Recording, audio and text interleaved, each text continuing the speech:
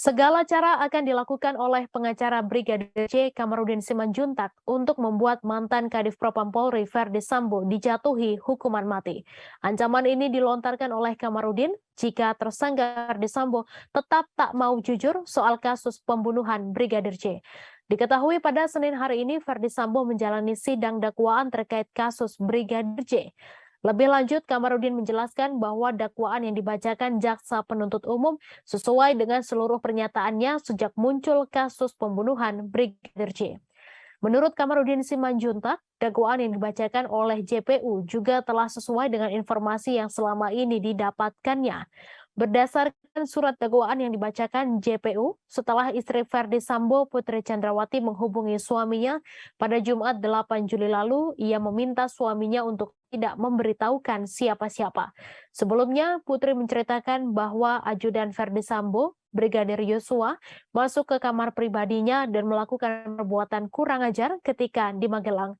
Lantas Verdi Sambo emosi, namun Putri meminta suaminya tak menghubungi siapapun dan disetujui oleh Sambo.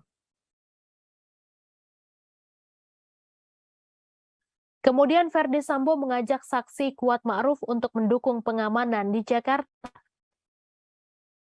Selanjutnya ketika perjalanan ke Jakarta, Putri dan Brigadir J tidak berada dalam satu mobil. Putri bersama Kuat Ma'ruf dan Richard Eliezer, sedangkan Brigadir J bersama Ricky Rizal. Adapun sebagai upaya pengamanan dalam dakwaan Verdi Sambo disebutkan, Ricky Rizal kembali mengamankan senjata dari korban Brigadir J sebelum berangkat ke Jakarta.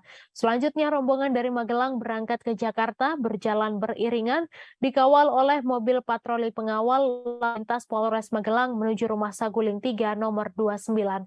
Diketahui sidang perdana terkait kasus pembunuhan Brigadir Yosua Huta Barat digelar pada Senin hari ini. Verdi Sambo dan tersangka lain yakni Putri Chandrawati, Bribka Ricky Rizal, serta Kuat Ma'ruf akan disidang di Pengadilan Negeri Jakarta Selatan.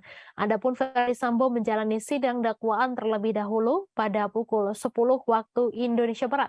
Selain sidang kasus pembunuhan Brigadir J, sidang perkara obstruction of justice kematian Brigadir J yang akan digelar pada Rabu 19 Oktober.